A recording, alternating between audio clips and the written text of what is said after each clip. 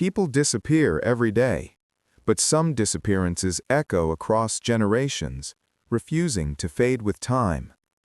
And among all the mysteries that haunt American skies, one story remains unmatched in its scale, its shock, and its chilling lack of answers. Imagine 5 fully trained U.S. Navy aircraft, 19 American airmen, and the most advanced navigation systems of their time, all vanishing into the open sky within a single afternoon. No distress signal that made sense, no wreckage that could be confirmed, no bodies, no final message, just silence. Cold, enduring, impossible silence. For decades, investigators, historians, military officials, and ordinary Americans have asked the same question. How can an entire squadron of trained military aviators vanish on a routine mission in broad daylight, inside U.S. airspace? The story begins on December 5, 1945, when Flight 19 took off from Naval Air Station Fort Lauderdale in Florida.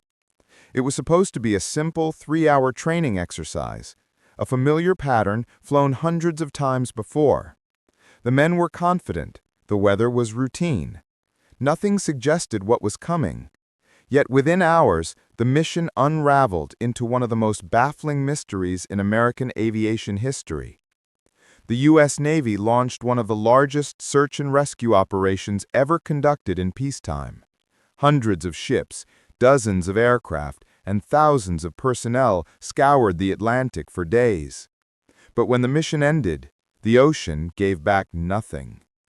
This wasn't just a disappearance, it was a moment that forced Americans to question the limits of navigation, the unpredictability of nature, and maybe even the boundaries of reality. Flight 19 became a symbol, a warning, and a legend. Its name would soon be tied to another mysterious term that fascinated the world, the Bermuda Triangle. But before the legend grew, before the theories spiraled, there were just 19 men, 5 military aircraft, and a mission that began like any other. Hours before Flight 19 took off, the men gathered for their standard pre-flight briefing. Their instructor, Lieutenant Charles Taylor, was an experienced pilot with over 2,500 hours of flying time. He had trained countless younger aviators. On paper, there was no safer person to lead the mission that day. The students, each of them young, ambitious, and disciplined, were familiar with the exercise. The route was simple: fly east over the Atlantic, practice bombing runs over a sandbar known as Hens and Chickens Shoals, turn north, then southwest, and return home. A perfect triangular pattern, nothing unusual.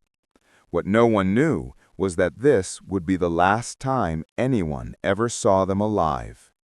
As the flights took off, the sun hung bright over the Florida coast. The Atlantic shimmered quietly below. Radio towers confirmed everything was normal. For the first 40 minutes, the squadron performed exactly as expected, releasing practice bombs and completing the first leg of their flight. Then they turned north. That was the moment the world began losing them.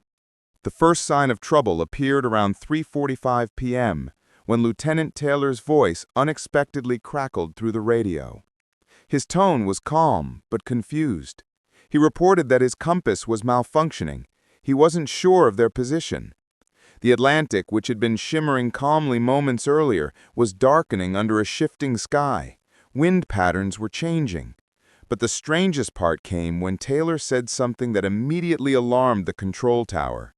He believed he was over the Keys, far southwest of their intended route. That wasn't just a small error, it was almost impossible. The flight plan never went anywhere near the Keys. If his position was truly where he claimed, something had gone catastrophically wrong. From that moment, every second pushed them closer to disaster. The students radioed back, uncertain, asking for clarity. They trusted their leader, but it was clear none of them were entirely sure where they were anymore. The ocean below them was becoming turbulent. Clouds thickened, visibility dropped, radio signals weakened. The East Coast was preparing for nightfall, and darkness over the Atlantic was unforgiving.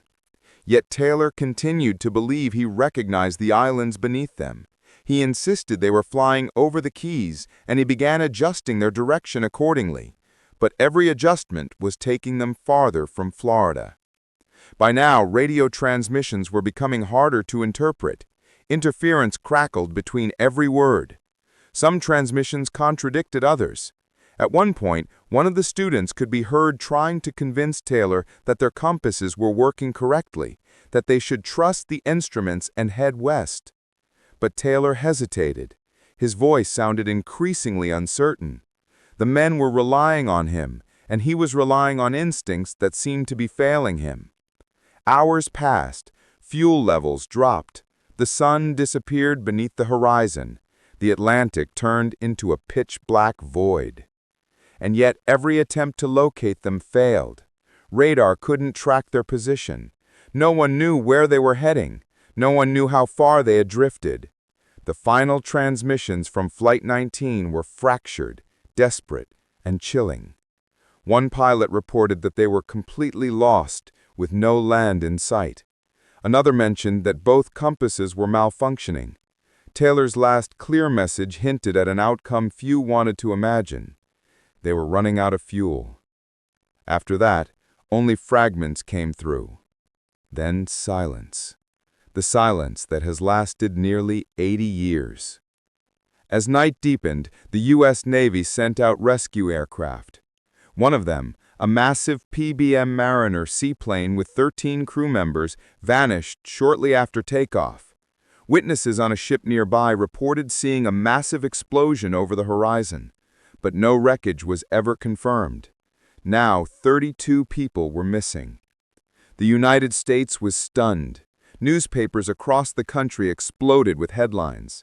The Navy launched an unprecedented investigation, interviewing every surviving witness, analyzing radio logs, weather patterns, and training routes.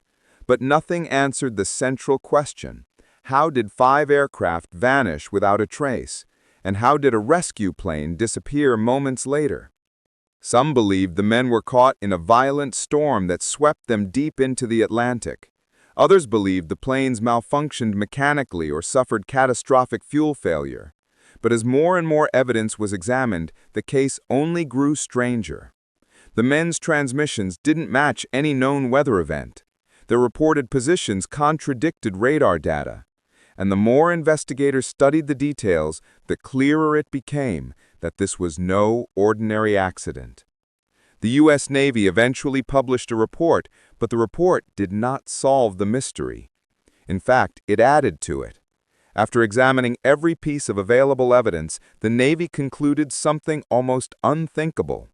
The exact cause of the disappearance was unknown.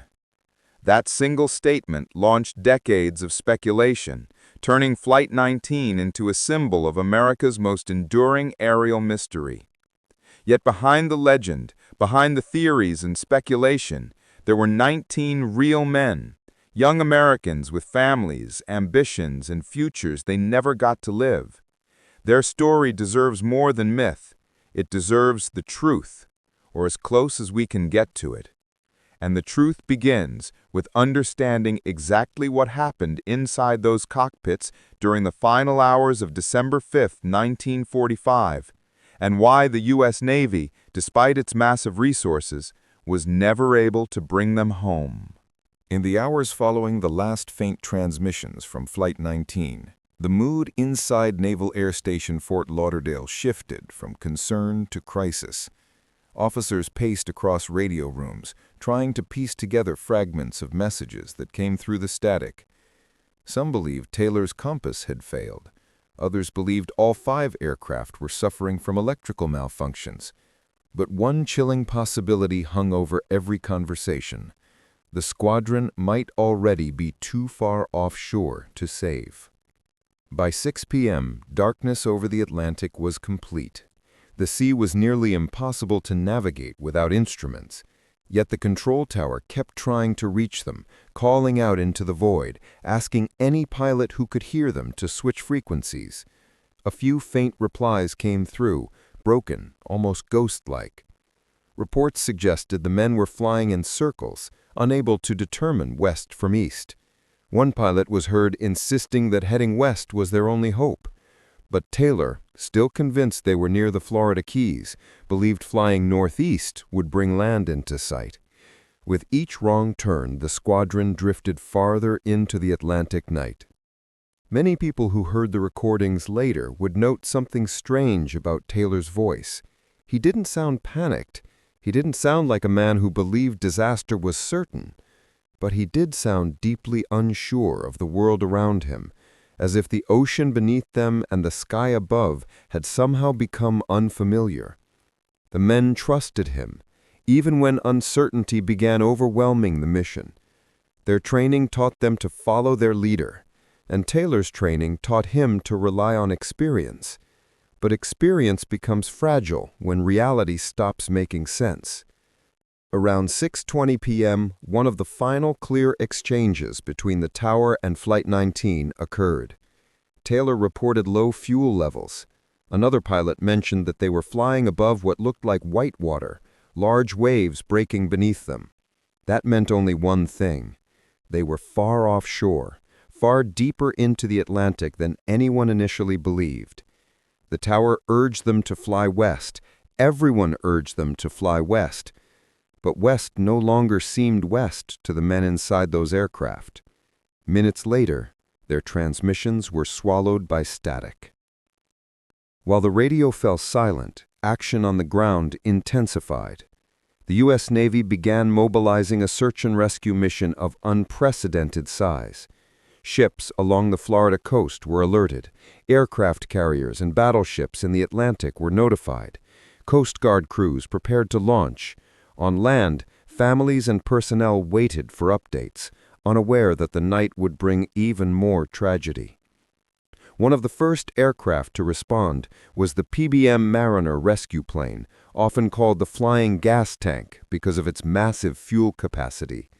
It took off from Banana River Naval Air Station with 13 men aboard, experienced, well-trained, and ready for a night rescue mission. Their job was simple: fly toward the last known position of Flight 19 and begin searching.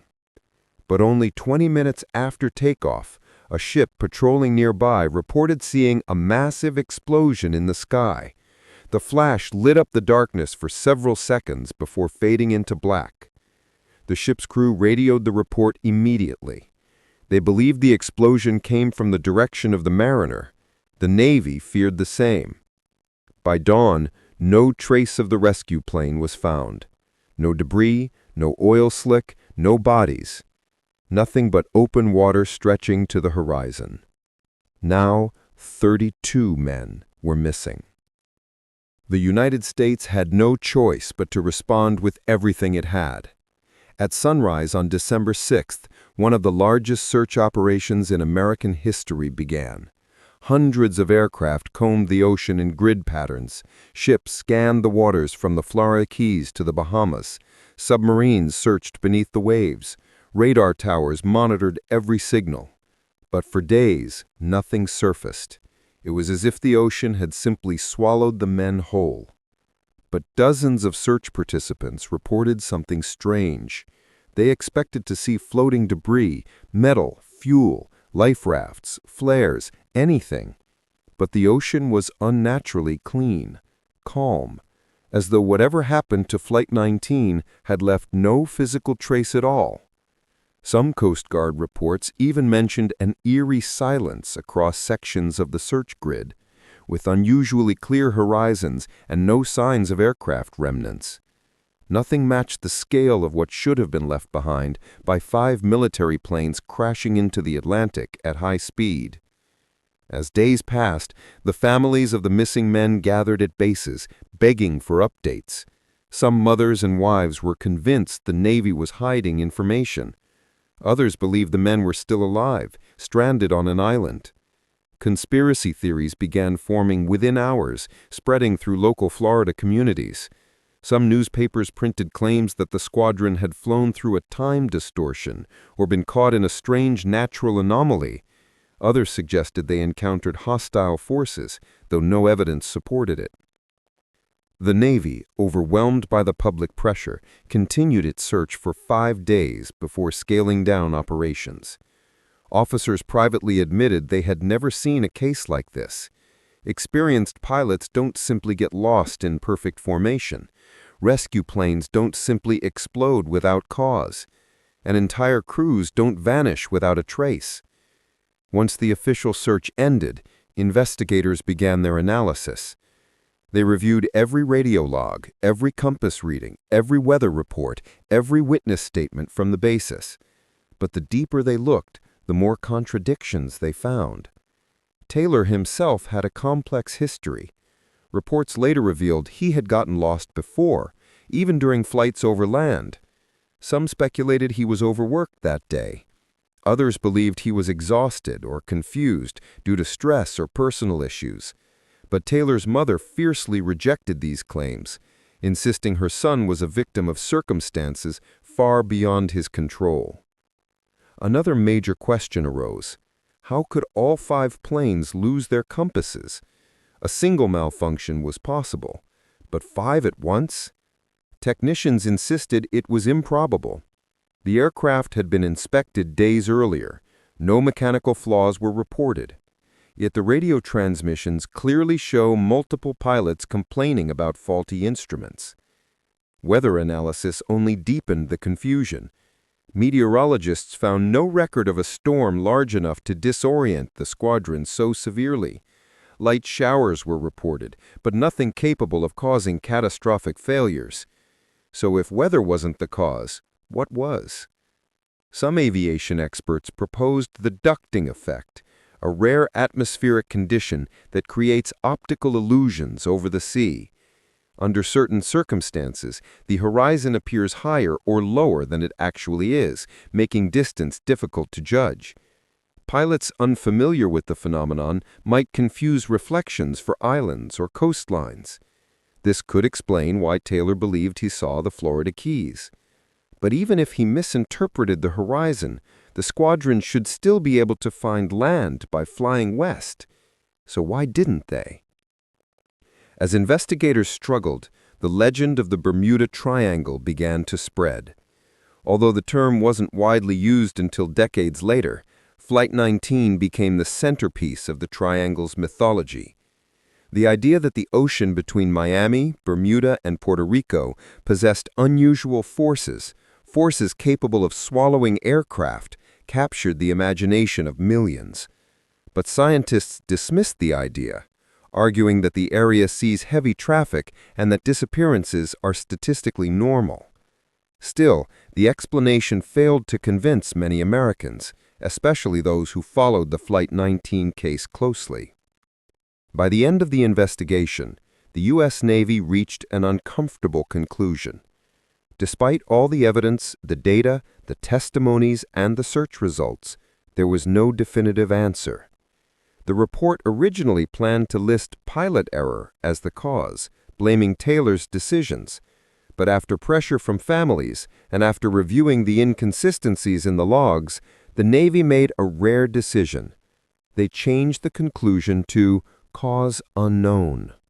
For an institution that relies on precision, discipline, and science, admitting uncertainty was extraordinary. But uncertainty was the only truth the evidence supported.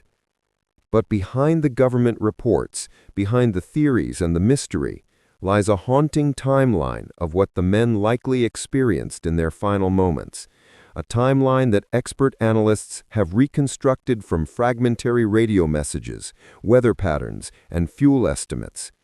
A timeline that brings us closer to understanding the human story of Flight 19. The confusion, the fear, the hope, and the final desperate attempts to survive.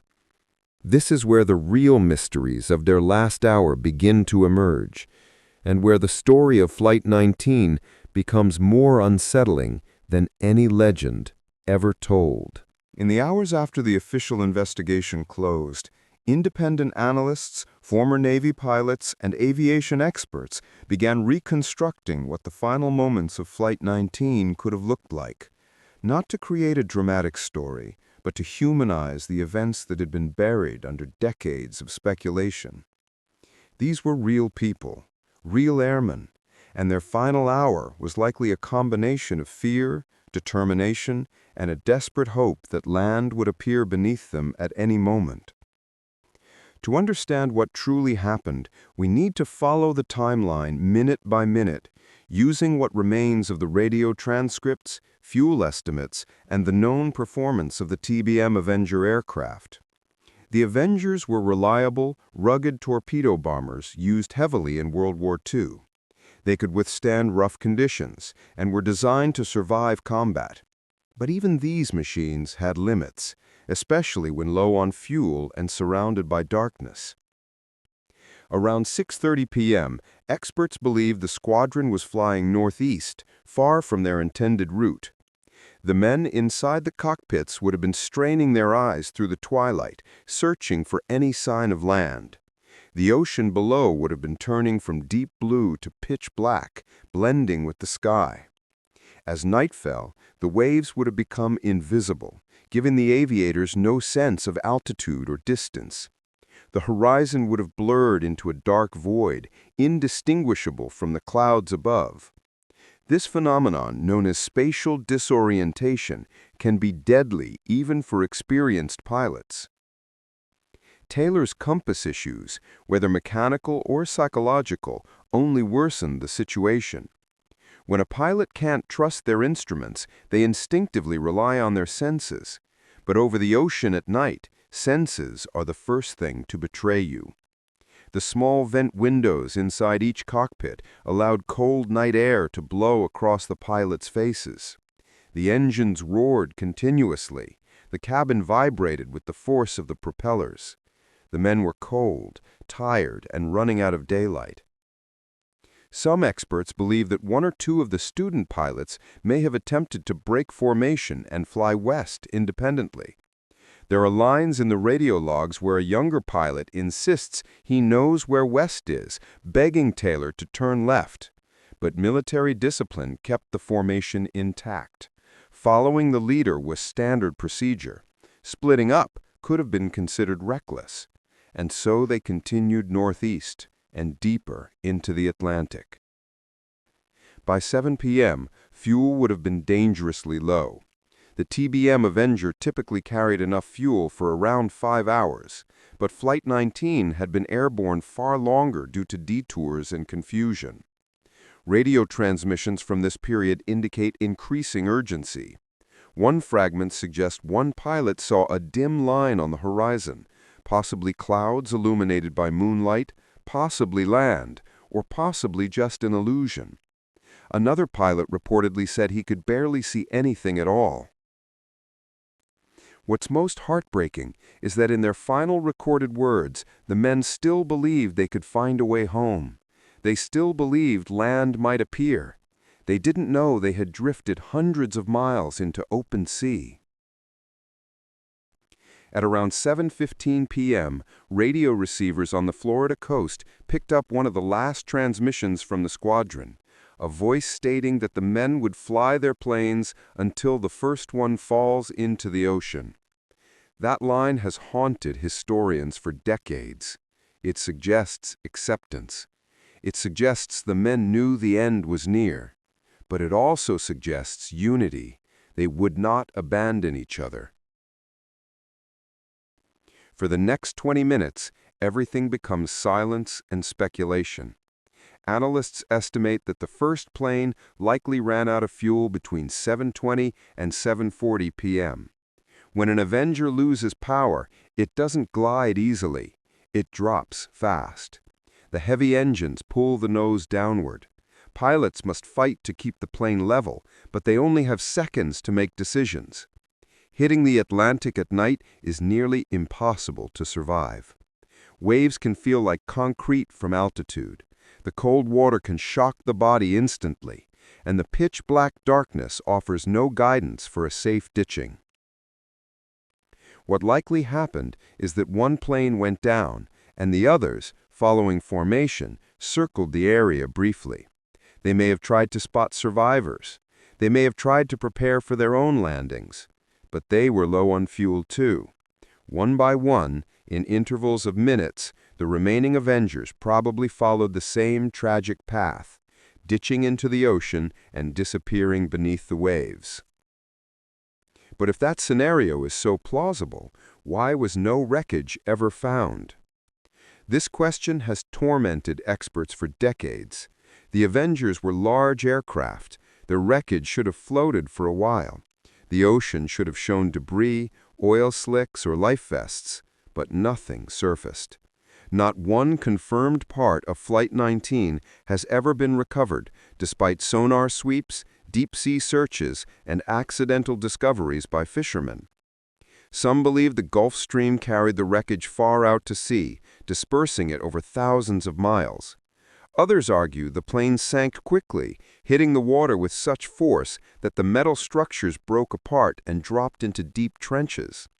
The Atlantic floor near the Bahamas is riddled with steep underwater valleys and crevices, some deeper than the Grand Canyon. A plane sinking into one of those trenches would be nearly impossible to find even with modern technology. But there's a more unsettling possibility. The squadron may not have crashed where the Navy believes they crashed. If Taylor's compass truly malfunctioned, and if the men flew longer in one direction than estimated, the planes could have gone down hundreds of miles from any search zone. In other words, search teams might have been combing the wrong ocean entirely. Decades later, modern experts used computer simulations to test different possible flight paths. Some simulations suggest that if Taylor misidentified the islands below him as the Florida Keys, the squadron may have been near the Bahamas instead. Others indicate the planes could have flown far north toward Daytona or far east toward the open Atlantic. Even small errors in direction can lead to massive differences after several hours of flight. One simulation suggested the squadron may have flown nearly 350 miles east before crashing. What makes the disappearance even stranger is the loss of the rescue plane. The PBM Mariner was known for fuel vapor issues. If a spark ignited near the wings, the plane could explode mid-air. Many believe that's exactly what happened. But why then did no wreckage appear? Why were there no floating parts, no survivors, no signs after the explosion was witnessed? For a massive rescue aircraft carrying 13 men, silence is difficult to accept. Theories surrounding the disappearance began evolving. Some suggested the possibility of methane gas eruptions from the seafloor. While rare, methane can rise and reduce water density, causing ships or planes to sink instantly. But scientists found no evidence of such eruptions on that day. Others proposed electromagnetic anomalies, natural disruptions caused by Earth's magnetic fields. These anomalies could theoretically interfere with compasses. Pilots over the Atlantic have reported strange magnetic shifts for years, but no anomaly had ever caused a fully trained squadron to vanish before. Then came the more extreme explanations: time warps, extraterrestrial encounters, dimensional shifts. These theories became popular in the 1960s and 1970s as the Bermuda Triangle myth grew. Books sensationalized the disappearance. Movies used it as inspiration. But while these ideas capture the imagination, they lack the one thing Flight 19 deserves most: real evidence. The truth is, likely a combination of human error, natural forces, and tragic circumstances. A flawed compass, changing weather, misidentification of landmarks, exhaustion, nightfall, fuel exhaustion, a vast, unforgiving ocean. But even the simplest explanation cannot erase the mystery. It cannot explain why no evidence has ever surfaced. It cannot explain why every plane disappeared in formation.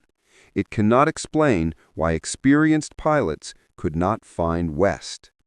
The mystery of Flight 19 endures, not because it lacks rational answers, but because every rational answer still leaves room for doubt. But the investigators didn't stop there. They dug deeper into the personal backgrounds of the pilots, the conditions of the aircraft, and the details of their training missions. What they uncovered painted a more complex and human picture of what went wrong that day, revealing cracks in the mission long before the squadron even took off. That deeper story begins with the man at the center of the disappearance, Lieutenant Charles Taylor, the leader of Flight 19 and the pilot whose decisions shaped the fate of 18 others. Long before Flight 19 ever touched the sky that afternoon, the chain of events leading to its disappearance had already begun forming. Investigators later discovered that the mission had several underlying issues, small details that seemed insignificant individually, but together created the perfect conditions for disaster. At the center of these details was Lieutenant Charles Taylor, an experienced pilot with a complicated history, and the man entrusted with guiding the squadron safely back to base. Taylor was known as a skilled aviator. He had flown dangerous missions in the Pacific during World War II, surviving situations where many others did not. His peers respected him. His superiors trusted him. But Taylor was also known for something else. He had a tendency to become disoriented during flights, especially over water. Reports indicate that he had gotten lost at least twice on previous missions, once over the Gulf of Mexico and once over the Pacific. In both cases, other pilots helped guide him home. These incidents weren't widely discussed, and they didn't disqualify him from leading training flights, but they hinted at a vulnerability, one that became tragically important on December 5, 1945. What investigators found even more troubling was the detail that Taylor had arrived at the base just hours before the training mission. He wasn't originally scheduled to lead the squadron. Another instructor had been planned for the flight, but Taylor insisted on taking over. No one knows why. Some believed he simply wanted more flight hours. Others suggested he wanted to help out the junior pilots. But whatever the reason, Taylor ended up leading a group of students he had never flown with before on a mission he hadn't personally prepared. As the squadron assembled on the tarmac that day, the men checked their aircraft, reviewed their training objectives, and prepared for what should have been a routine exercise. The weather was manageable, the visibility adequate, and the aircraft were all in working order. The Avengers had undergone inspections recently. Their engines were functioning properly. Their instruments showed no signs of malfunction. Everything about the mission pointed to a normal day in the sky. But the most subtle and critical factor was Taylor's navigation chart, or rather, his lack of one. For reasons never fully explained, Taylor did not carry the standard flight map for the training route. The student pilots had their maps, but Taylor, the leader, did not. It's unclear whether he misplaced it, forgot it, or simply assumed he didn't need it. But without the chart, he relied entirely on memory, instincts, and the assumption that the flight path was straightforward. In most cases, this might not have been a serious issue. But over a vast ocean, memory is not a reliable compass. After takeoff, the squadron headed east as planned.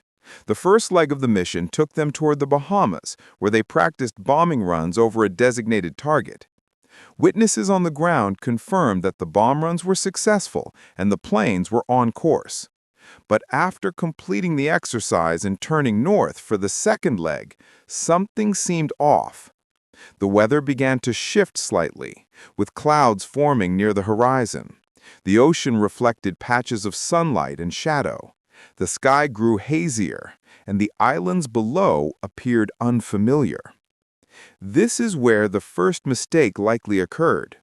Taylor believed the islands he saw were part of the Florida Keys, but investigators later determined that the squadron was nowhere near the Keys. They were over the Bahamas. The islands in both regions can appear visually similar from the air, especially at certain altitudes or in hazy conditions. If a pilot misidentifies the islands, the rest of the flight path becomes distorted. A simple wrong assumption can place a squadron dozens of miles off course, even before they realize something is wrong. Once Taylor convinced himself he was over the Keys, he changed course accordingly.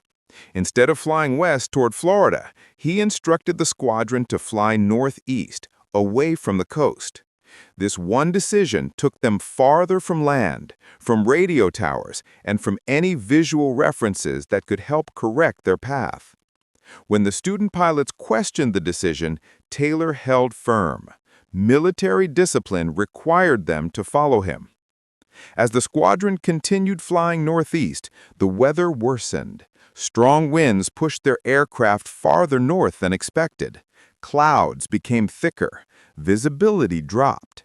In the cockpit, compasses began showing conflicting readings. One pilot mentioned his gyro compass was malfunctioning. Another claimed both of his compasses were spinning. Whether the instruments truly failed or the pilot simply distrusted them in the heat of confusion, no one can say. But once doubt creeps into a cockpit, it spreads quickly. The students continued to follow Taylor, even as the radios filled with static and they struggled to make sense of their surroundings. Their training taught them to trust the leader's judgment, even if their instincts disagreed. They hoped land would eventually emerge beneath them. They hoped Taylor's experience would pull them through. But the ocean stretched endlessly, and the light was fading fast. As the radio communication weakened, the base began picking up pieces of their conversations. One pilot sounded frustrated, pleading with Taylor to turn west. Another asked if he could break formation and fly home alone, but Taylor refused to let anyone leave. He believed turning west would take them deeper into the Gulf of Mexico. He believed flying northeast would eventually bring them back to Florida. But with each minute that passed, the squadron flew farther away from land and farther into danger. By the time the sun set, the squadron was already far off course. The men were tired, their nerves were frayed, their fuel was dropping rapidly, and the sky around them had collapsed into darkness. Taylor's voice over the radio grew more uncertain. His instructions became more hesitant. At one point, he admitted he was unsure of where they were, but he still believed they needed to stay together. Experts reviewing the case later noted that the TBM Avenger had a critical flaw. Its ability to ditch safely was extremely limited. The plane was heavy, its wings rigid, and its cockpit narrow. Crashing into the ocean almost always resulted in catastrophic damage. Survival required daylight, calm seas, and a skilled water landing, which conditions Flight 19 did not have. One of the chilling realizations investigators reached was that the men may have seen land at some point during their ordeal. A few transmissions hinted at the possibility. But if they did see land, they likely dismissed it, believing they were too far east or too far south. Their assumptions about their location prevented them from trusting their eyes. In aviation, perceptual errors can be fatal. Meanwhile, the situation with the rescue mission deepened the tragedy. When the PBM Mariner exploded, the Navy lost its best chance to save the squadron. The explosion also diverted attention and resources, causing further delays in locating Flight 19. Search crews had to split between finding the original squadron and locating the missing rescue plane. In the chaos, the window to save Flight 19 closed. After the disappearance, the Navy received hundreds of reports from civilians claiming they saw flares, heard engines, or witnessed strange lights in the sky that night. But none of these sightings could be confirmed. Many were likely misunderstandings or unrelated aircraft, but a few stood out, particularly those from fishermen near the Bahamas who reported seeing planes flying low over the water hours after the final contact. These accounts were never proven, but they raised the possibility that the squadron flew far longer than estimated. As time passed, the story of Flight 19 evolved from a military mystery into a cultural phenomenon. It became the center of thousands of articles, documentaries, books, and debates. Some versions sensationalized the event, turning it into a supernatural legend. But beneath the speculation lies a very human story. A story of men trying to survive, trying to trust each other, and trying to make sense of a world that suddenly shifted beneath them. The next part of the investigation looked beyond the flight path and the radio logs. It focused on the planes themselves, their design, their failures, their strengths, and the unique challenges they presented to the men who flew them. Because to understand how Flight 19 vanished, one must understand the machines that carried them into the storm. As the years turned into decades, the disappearance of Flight 19 evolved from a military mystery into a cultural legend. Newspapers sensationalized the incident, magazines speculated wildly, and television documentaries offered theories ranging from highly scientific to utterly fantastic. For many Americans, Flight 19 symbolized something larger than a training mission gone wrong. It represented the idea that even in a time of advanced technology and military discipline, the world still had places capable of swallowing 5 aircraft and 14 men without leaving a trace. And so the mystery grew, fed by curiosity, fear, and fascination. Families of the missing airmen continued to push for answers. Some held on to the hope that maybe the men had ditched safely and survived on an island. Others believed the government knew more than it was admitting. But each new lead brought disappointment. Every time a wreck was spotted on sonar or divers announced a new discovery, the hopes rose and fell again. The mystery's persistence created a strange kind of emotional limbo. Neither closure nor certainty, just a lingering ache and the quiet question of what really happened out there. Investigators revisiting the case in the 1960s and 70s found that the Bermuda Triangle theory had exploded in popularity. A single book ignited the wildfire. It claimed that Flight 19 vanished because the region had strange electromagnetic qualities that interfered with compasses and navigation systems. The idea captured the American imagination. Suddenly, the story wasn't just about one flight, it became part of a greater puzzle involving dozens of disappearances, ships, planes, even entire crews. People wanted to believe there was a hidden force in the ocean, something ancient and unexplained. Flight 19 became the centerpiece of that myth. But not everyone was convinced. Skeptical researchers pointed out that the Bermuda Triangle was one of the most heavily traveled areas in the world, and that statistically, the number of incidents wasn't unusual.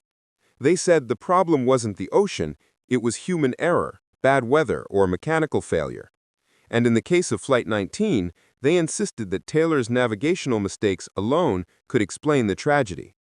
Yet even with these rational explanations, many found them unsatisfactory. There were still details that didn't fit neatly into the official conclusions. For example, search crews received multiple reports of strange radio signals in the hours following the disappearance. Some operators claimed they heard faint voices calling for help. Others said they detected sounds resembling emergency Morse code. But none of the messages were ever confirmed or traced. Some believed they were atmospheric distortions. Others thought they came from pranksters. Still, the idea that the airmen might have been struggling to survive somewhere kept resurfacing in every analysis of the case. Then there were the unexplained radar anomalies reported on the evening of the disappearance. Several stations noted brief, unexplained blips that did not match any known aircraft. Some were too fast, others too stationary. Official reports dismissed these as weather interference or faulty equipment. Yet for those who believed in something more mysterious, these blips became evidence of an unknown force at work. The ambiguity kept the legend alive. By the time the 1980s arrived, Flight 19 had become almost mythological. Countless amateur researchers formed theories, some plausible, others fantastic. One theory suggested the planes crashed into the deep trench east of Florida, an area too deep for most salvage missions. Another proposed that the aircraft had drifted so far off course that they crashed near the waters of the Bahamas. There was even a theory claiming they had been found, but the government covered up the discovery.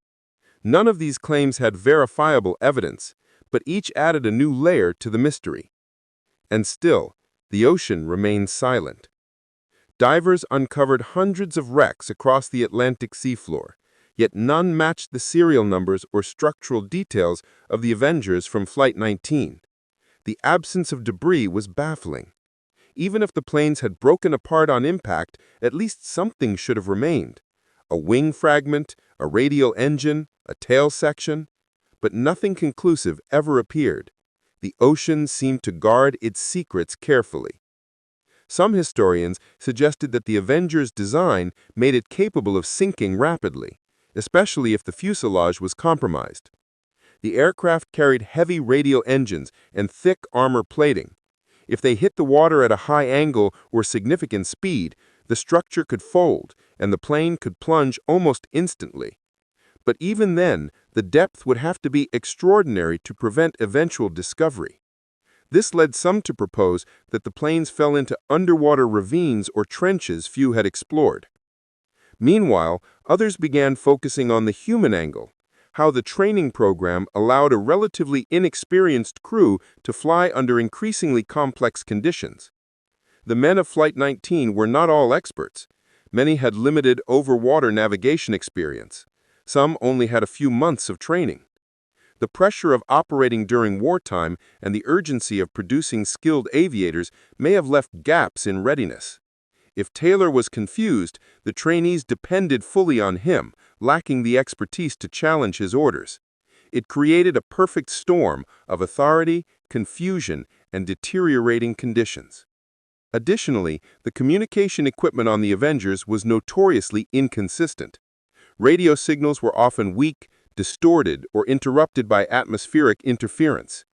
During Taylor's transmissions, operators noted unusual fading and static that made it difficult to understand him. If the radios malfunctioned at a critical moment, the crew might have been unaware of nearby land or rescue directions. In the vastness of the Atlantic, a few minutes of miscommunication could make the difference between survival and doom. These layers of uncertainty kept the mystery alive.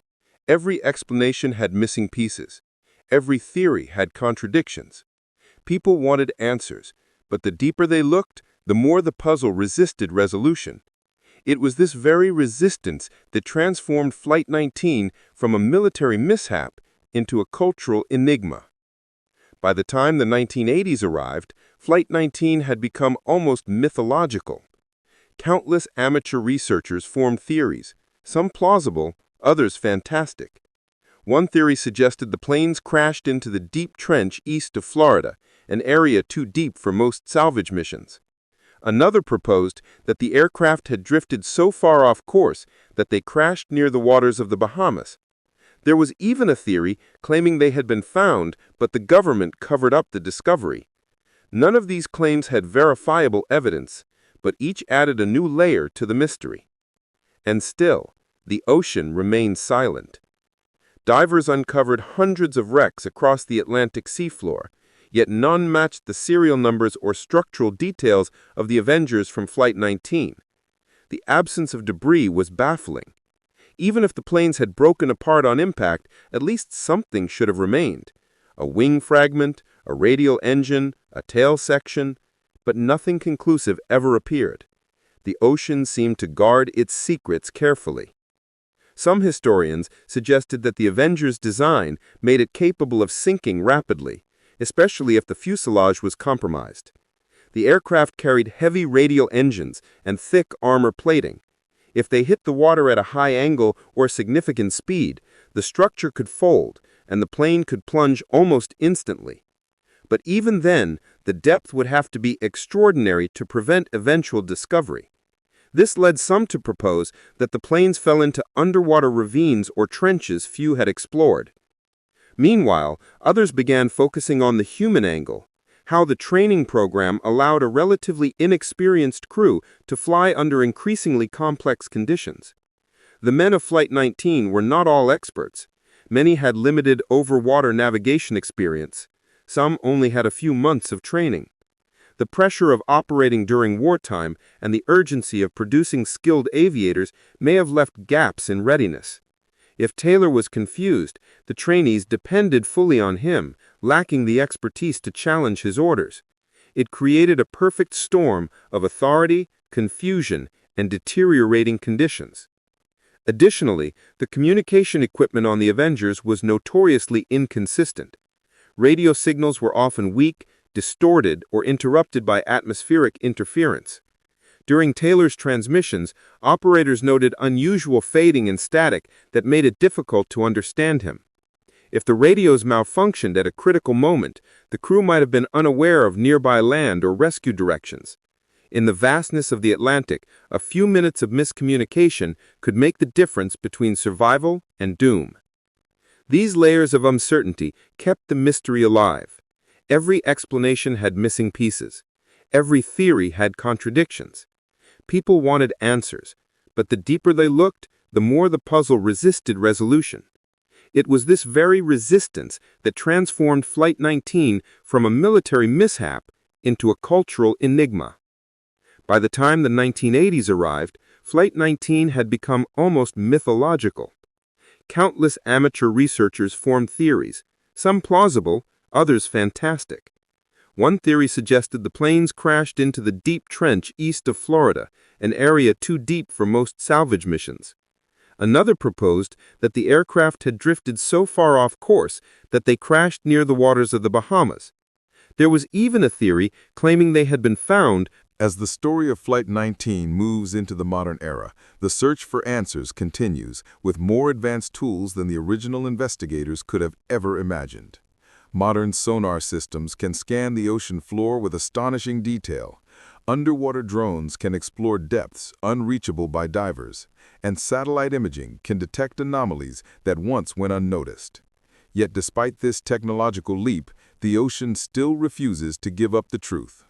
Each new expedition that sets out with hope returns with the same quiet conclusion: nothing found, nothing confirmed, nothing certain. It is as if the ocean itself has decided that the fate of Flight 19 must remain hidden. One of the most ambitious modern searches came in the early 2000s when oceanographers, historians, and aviation experts joined forces to examine the most plausible crash zones. They focused on areas east of Florida and north of the Bahamas, scanning hundreds of square miles. Several wrecks were discovered, but each time investigators examined the aircraft, they found different models, different damage patterns, or serial numbers that ruled out any connection to Flight 19. Each discovery raised brief excitement, followed by disappointment. The ghosts of Flight 19 remained unlocated. Some researchers turned their attention to weather reconstruction, using archived atmospheric data and modern climate models to simulate the storm conditions of that December evening. Their findings revealed that the weather might have deteriorated far faster than Taylor reported. Sudden squalls, drastic wind shifts, and rapid drops in visibility could have overwhelmed even experienced pilots. The men of Flight 19 might have encountered a violent and unexpected wall of weather, disorienting them beyond recovery. Yet even this explanation, though scientifically sound, left unanswered questions about the missing wreckage. Others looked once more at communication logs, analyzing faint transcripts and partial radio bursts using modern audio enhancement techniques. Some of these enhanced recordings revealed layers of static and distortion, but also subtle variations in Taylor's voice that suggested growing panic. If his compass truly failed and the aircraft were drifting farther east than he realized, then every decision he made could have pushed the formation deeper into the Atlantic. In that scenario, the planes might have reached deep waters far beyond the continental shelf, sinking so rapidly and so completely that no debris survived long enough to be found. The sheer scale of the ocean would have swallowed them in minutes. Yet even this logical possibility does not erase the lingering mysteries. Why did no other pilot in the formation challenge Taylor's assessment? Why did none of the men break formation to attempt independent navigation? Why did the emergency transmitter signals fade so quickly? And what caused the disappearance of the massive rescue aircraft sent to find them? Theories centered on equipment failure, weather, or miscommunication could explain much of the story, but never all of it. There were always loose ends that invited speculation. And so the legend of Flight 19 grew alongside the rise of the Bermuda Triangle as a cultural phenomenon. Between the 1970s and the early 2000s, dozens of books, documentaries, and radio shows amplified the idea that the region possessed unusual magnetic or geological forces. Some claimed the ocean floor contained powerful crystal structures capable of disrupting navigation. Others theorized that pockets of methane gas could erupt from the sea, displacing waters so quickly that ships and planes dropped instantly beneath the surface. A few pointed to electromagnetic anomalies detected in the region, suggesting invisible fields that could interfere with instruments. These ideas, though lacking definitive proof, captured the public imagination. The idea of an unseen force at work felt compelling, thrilling, and mysterious. But not everyone agreed. The scientific community maintained a more grounded perspective. They argued that the Bermuda Triangle is simply a busy region with unpredictable weather, strong currents, and heavy aviation traffic. The combination of human error, equipment limitations, and hazardous conditions could easily explain the majority of incidents attributed to the triangle. In this view, Flight 19 was not the victim of the supernatural, but of a tragic convergence of mistakes and misfortune. Even so, the absence of physical evidence remained the largest obstacle to closing the case. The U.S. Navy eventually updated its official stance, clarifying that the disappearance resulted from navigational mistakes compounded by weather, not by any mysterious phenomenon. Their investigations concluded that Taylor likely believed he was somewhere north of the Bahamas instead of near Florida, causing him to turn northeast instead of southwest. This decision would have carried the aircraft away from safety and toward open ocean. But even with this explanation documented in official files, the Navy admitted that without wreckage, the exact details could never be fully confirmed. As decades passed, the families of the lost airmen aged, and many of them passed on without ever receiving closure. Their letters to the Navy, newspaper interviews, and personal accounts reveal a mix of pride and sorrow. Pride in the bravery and service of the men, and sorrow for the unanswered questions that remain. For many families, the story became part of their identity, passed down through generations. Their fathers, brothers, or uncles did not simply disappear. They became part of one of America's greatest mysteries. And yet, despite the tragedy, there is something undeniably captivating about the story of Flight 19. It is a reminder that no matter how advanced technology becomes, nature still has the ability to outwit us. The ocean remains vast, unpredictable, and incomprehensibly deep. And in that depth lie countless stories, some known, some forgotten, and some, like Flight 19, forever suspended between history and legend. Today, researchers continue to revisit the case, hoping that advancing technology might finally uncover the truth. New sonar systems, deep-sea drones, and AI-powered mapping tools offer possibilities that did not exist even a decade ago. And every few years, a new search team announces a promising lead. A faint anomaly on the seafloor, a cluster of metallic reflections, or a newly discovered wreck raises the hope that the story might finally reach its conclusion. But so far, every clue has led to another dead end. Still, the fascination endures. Flight 19 has become a symbol of the unknown, a story that challenges our understanding of the world, a reminder that even routine missions can become legends, and that mysteries can survive long enough to outlive every witness. Whether viewed as a tragedy, a puzzle, or a supernatural legend, the disappearance continues to captivate people across America and around the world. And perhaps that is why this story matters.